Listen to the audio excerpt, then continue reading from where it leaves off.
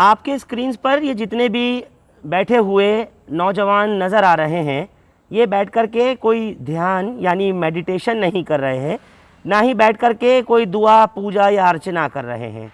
ये तमाम वो महारथी हैं जो हम जैसे लोगों को, भोली भाली जनता को तरह तरह के लालच दे करके फंसाया करते थे। ये पूरा एक फ़र्ज़ी call centre, fake call centre racket था, इसकी पूरी चेन थी। इसको दिल्ली पुलिस की क्राइम ब्रांच ने बाकायदा छापामारी करके अलग अलग जगहों से इन्हें गिरफ़्तार किया। आज ये सब बैठे हुए हैं, लग ऐसे ही रहा है कि अब थोड़ी देर में कुछ बटने वाला है, या लग ऐसे रहा है कि जैसे ये बैठ कर के यहाँ पर बड़ा ध्यान केंद्रित किए हुए हैं और याद कर रहे हैं भगवान को, अल्लाह को, जीसस को, वाहे गुरु को, कि आज इन्हें सद्बुद्धि दे दे। ऐसा कुछ नहीं है, बल्कि इनको क्राइम ब्रांच ने बिठा रखा है। ये पूरा कॉल सेंटर है जो आप अपनी स्क्रीन्स पर देख रहे हैं, और एक जगह नहीं बल्कि 2 जगह इस तरह का कॉल सेंटर चलाया जा रहा था राजधानी दिल्ली में। दिल्ली पुलिस की क्राइम ब्रांच को जब इस बात का ज्ञान हुआ, जब पता लगी, उनको शिकायतें आनी शुरू हुई, तब कॉल सेंटर जिसका नाम ग्लोबल एयरफेयर्स के नाम से चलाया जाता था, उसको इन्होंने क्राइम ब्रांच ने एक्सपोज किया, पकड़ा है। साथ ही इनके पास से 82 डेस्कटॉप सर्वर्स के साथ में 5 laptop, 84 mobile phone, 48 I card, दर्जनों कंप्यूटर्स तमाम बरामद हुए हैं। ये रेड जो की गई है, साइमल्टेनियस एक साथ रेड की गई है मंगोलपुरी और कीर्ति नगर में, जहां पर इस तरह का द ग्लोबल एयरफेयर्स के नाम से TGA ये कॉल सेंटर चलाए जाते थे। भोली भाली जनता फंस जाती थी। कई कारें भी इनके पास से मिली हैं। सारे ये 2 नंबर ही हैं, लेकिन अव्वल दर्जे के वाहियात और शातिर लोग जिनको क्राइम ब्रांच ने पकड़ा है, आज शरीफ बनकर बैठ गए। लाखों करोड़ों रुपए का चूना लोगों को लगा दिया, ब्लैकमेल किया गया और न जाने क्या क्या। जो जॉइंट कमिश्नर हैं क्राइम ब्रांच के, आलोक कुमार, उन्होंने ये बताया है, जब हमारे से बात हुई तो हमें बताया कि 76 मर्द पकड़े गए हैं, इसमें 19 औरतें हैं और 2 जुवेनाइल हैं यानी नाबालिग हैं। और इनके पास से ये तमाम desktop, servers, laptop, mobile phone, I card और कंप्यूटर, लोगों के लिए गए तमाम दस्तावेज़ वगैरह बरामद हुए हैं। इनके खिलाफ़ जो कार्रवाई की गई है वो IPC की धारा 419, 420, 120B और बटा 34 के तहत की गई है। साथ ही साथ 66C बटा 66D information technology IT act भी इन पर लगाया गया है। इस तरह की बहुत सारी आप लोगों को भी कॉल्स आती होंगी। ये तमाम ऐसे ही लोग आपको कॉल्स करके डब करते हैं, बेवकूफ़ बनाते हैं। तरक्की के इस दौर में कि जब सोशल मीडिया का बोलबाला है, इंटरनेट और कंप्यूटर का ज़माना है, ऐसे में बहुत से लोग वेले बैठे हुए हैं और सिर्फ उनका दिमाग आपको, हम जैसों को ठगने में लगा हुआ है। और ऐसे न जाने कितने ही लोग आप और हम में से होंगे जो अब तक इस तरह के लोगों के फर्जीवाड़े का शिकार हो चुके होंगे। चाहे वो बैंक के नाम पर आने वाली फेक कॉल्स हों, नौकरी देने के नाम पर किए जाने वाले फ़ोन कॉल्स हों, या फिर फ़र्ज़ी तरीके से विदेशों में भेजने के लिए जो वीज़ा के नाम पर चलाए जाने वाले वीज़ा रैकेट्स होते हैं, जो तस्वीर अब से पहले आपको दिखाई है मैंने, द ग्लोबल एयरफेयर के नाम से मंगोलपुरी और कीर्तिनगर में क्राइम ब्रांच ने बाकायदा 94 लोगों को, जिनमें महिलाएं भी 19 शामिल थीं, उन्हें गिरफ्तार किया। 2 नाबालिग लोगों को भी हिरासत में लिया गया। आप में से ऐसे बहुत से लोग होंगे कि जिनको बैंक के नाम से, कि बैंक से बोल रहे हैं अपना OTP दीजिए या CVV नंबर दीजिए, पासवर्ड बता दीजिए। भोली भाली जनता फंस जाती है, लोग बता देते हैं। नतीजा ये होता है कि ऐसे लुटेरे जो शातिर पढ़े लिखे बैठे हुए हैं, वो आपको लूट लेते हैं। इंटरनेट के ज़रिए आपका डाटा पूरी तरीके से हैक कर लेते हैं, पासवर्ड्स हासिल कर लेते हैं, OTP आपसे ही जनरेट करवाने के बाद में वो ले लेते हैं। फिर होता क्या है, लोग सटपटाते रह जाते हैं। ख़ास तौर से आजकल जो एक सबसे बड़ा रैकेट सरगर्म है, वो है न्यूडिटी, वल्गैरिटी को लेकर के। बड़े बड़े कॉल सेंटर्स चलाए जा रहे हैं और उसमें महिलाओं की न्यूड, नंगी तस्वीरों के साथ वीडियो कॉल्स की जाती है और बाकायदा लड़कों को उसमें लियोर किया जाता है फंसाने के लिए। और वो एक ऐसा जाल होता है कि अगर आप उनके शिकंजे में फंस गए तो समझिए आपका कल्याण हो गया। और किस तरह से कि बाकायदा एक लड़की वल्गैरिटी के साथ में, न्यूडिटी के साथ में स्क्रीन पर दिखती है, आपसे वीडियो कॉल पर बात करती है, पूरी चैट होती है और उसके बाद फिर तरह तरह से आपको ल्योर करती है, लालच देती है। आप उसकी बात में आ जाते हैं। बाद में जब वो वीडियो मुकम्मल हो जाती है तो वो उसके पीछे जो बाकी के लड़के होते हैं या और बाकी के सरगना लोग जुड़े हुए होते हैं, वो पूरी तरह से फंसाते हैं। आपको कहते हैं कि वायरल कर दी जाएगी सोशल मीडिया पर, ट्विटर पर, फेसबुक पर, व्हाट्सएप पर और तमाम तरफ चला दी जाएगी। तुम्हारे रिश्तेदारों को बताया जाएगा और समाज में फैलाया जाएगा। अगर सबसे बचना चाहते हो तो हमको इतना इतना पैसा दो। आदमी मरता है क्या नहीं करता। बहुत सी जगह ऐसा देखा गया है कि जहाँ पर ऐसे कच्चे लालच में इंसान फंसता है और उसके बाद में पैसा जब देने के लायक नहीं होता तो वीडियोस भी कई जगह देखा गया कि वायरल हुई हैं और लोगों ने खुदकुशी तक कर ली है। ऐसे मामलात भी सामने आए हैं। दिल्ली पुलिस के क्राइम ब्रांच ने जो एक बड़ा रैकेट का पर्दाफाश किया है जिसमें 94 लोग हाथ लगे हैं, ये सिर्फ 94 नहीं है।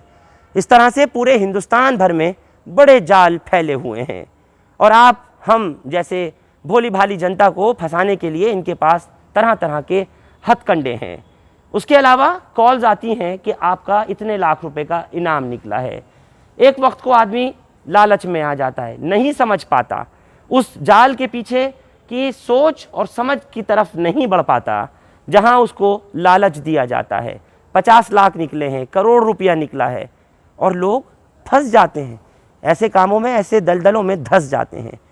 क्या होता है कि जो कुछ उनके पास अपना भी असल गाड़ी कमाई का जमा पैसा होता है वो भी ले लिया जाता है। एटीएम के फ्रॉड को लोगों ने आज तक बहुत तरह से देखा। इसी तरह से इंटरनेट के ज़रिए तरह तरह के जाल बिछाए जा रहे हैं आज के इस डिजिटल डेवलप्ड वर्ल्ड में। और पूरी दुनिया में ऐसे लोग हैं कि जो आज सिर्फ बैठे ही इन्हीं कामों के लिए हैं। वो अपने मंसूबों में तभी कामयाब होते हैं जब आप उनके बातों में, उनकी लालच में आकर के फंसते हैं। जैसा मैंने आपको बताया कि क्राइम ब्रांच ने दिल्ली के जो 2 अलग अलग जगहों पर छापामारी की, बाकायदा आलीशान वो बिल्डिंग्स बनी हुई थी। द ग्लोबल एयरफेयर के नाम से इतनी बड़ी कंपनी चलाई जा रही थी। वहाँ गाड़ियाँ खड़ी, Fortuner, Audi, BMW, Jaguar, Mercedes जैसी कारें वहाँ खड़ी हैं।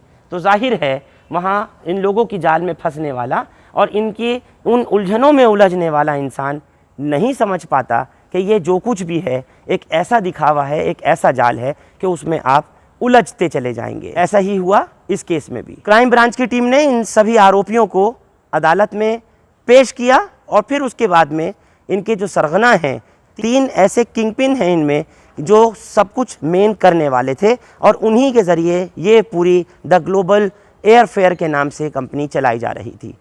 ऐसे बहुत से भी लोग हैं जिन्होंने हमें पहले भी बताया, केसेस कई बार आए हैं। और कैसे केसेस आए हैं कि आपको वीज़ा दिला दिया जाएगा, विदेशों में जाकर के आप नौकरी कर सकते हैं। आपके परिवार का जो भी ज़रूरतमंद है, जो आजकल क्योंकि अनएम्प्लॉयमेंट, बेरोज़गारी चरम पर है, बहुत ज़्यादा है, तो लोग सोचते हैं कि शायद देश में तो कुछ हो नहीं रहा, विदेश में जाकर के काम कर लेंगे।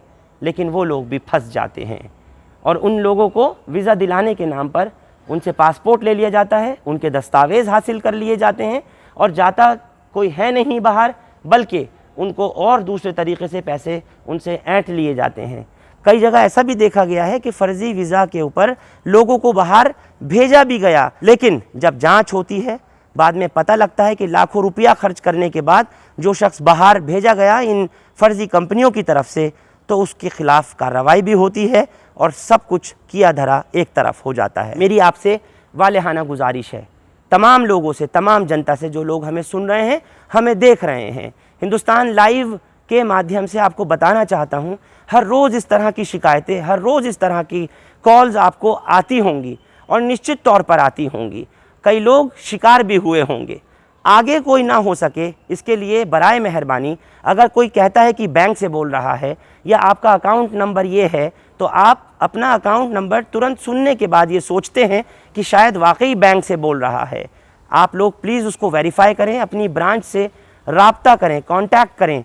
और जब तक कि आप अपने कंसर्न बैंक अकाउंट को ले करके ब्रांच से नहीं ताल्लुक़ कायम करेंगे, नहीं आपको पता चल सकेगा कि जिसने आपको कॉल किया है वो नहीं पता कि कौन से इलाकों से बैठ कर के बोल रहे हैं, किन जंगलों से बैठ कर के आपसे बात कर रहे हैं, कहाँ से उनके पास पूरा डाटा आ जाता है जिसको रिट्रीव कर लेते हैं और फिर आप जैसे हम जैसे लोगों को फंसा लेते हैं अपने जाल में। ऐसे लाखों करोड़ों लोगों को अब तक चपत लग चुकी है, चूना लग चुका है। और दिक्कत ये आती है कि लोग कहते हैं कि हमसे ठग लिया गया। उससे भी एक अहम और बड़ी बात आपको बताना चाहता हूँ, OLX या और दूसरी जो कंपनियां हैं उस पर भी धड़ल्ले से फर्जीवाड़ा चल रहा है और कुछ इस अंदाज में इस तरह से चल रहा है कि आपको अगर किसी फर्नीचर की, कार की, गाड़ी या दूसरी स्कूटर, मोटरसाइकिल की, मोबाइल की ज़रूरत है तो बाकायदा उसके ऊपर किसी आर्मी के ऑफिसर का या किसी दूसरे फौजी का, एयरफोर्स वाले का, दिल्ली पुलिस वाले का फर्जी कार्ड बना करके बाकायदा डाला गया होता है और अपनी तस्वीर तक बंदा ओरिजिनल नहीं लगाता, डेटा ओरिजिनल नहीं डालता, लेकिन उसमें उसके जाल में आप फंस जाते हैं।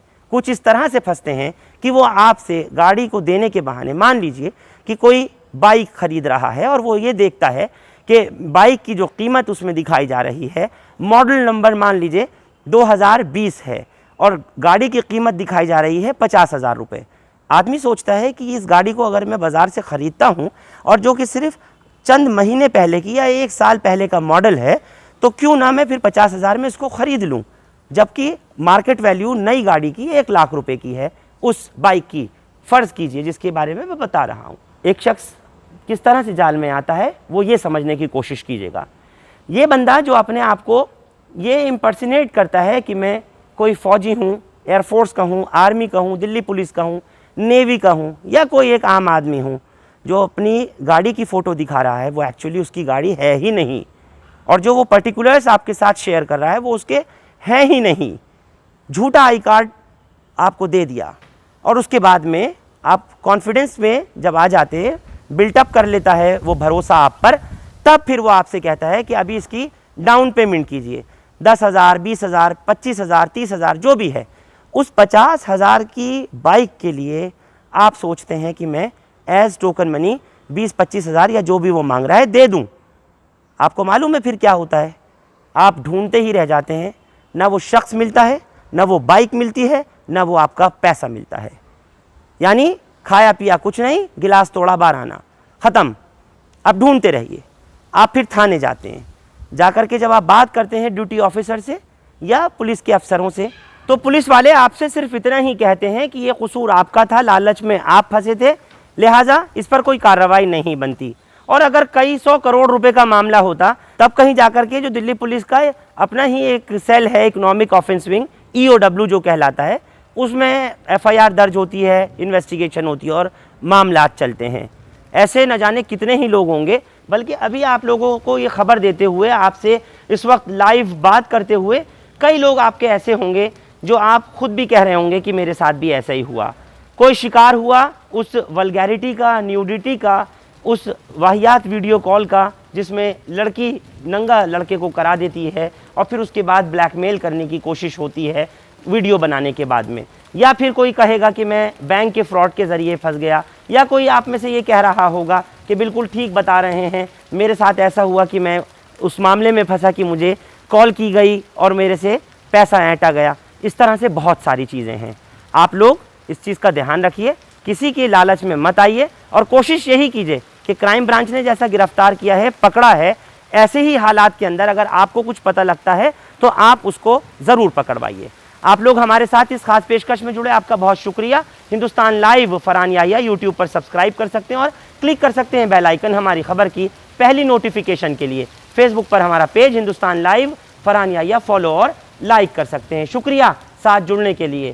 Thank you for now. जाते जाते आप लोगों को सुनाना चाहता हूँ क्या कहा joint commissioner crime branch Alok Kumar ने इस पूरे फ्रॉड को लेकर के, उस नेक्सस को लेकर के और इस फेक कॉल सेंटर रैकेट के पर्दाफाश को लेकर। सुनिए जॉइंट कमिश्नर आलोक कुमार को।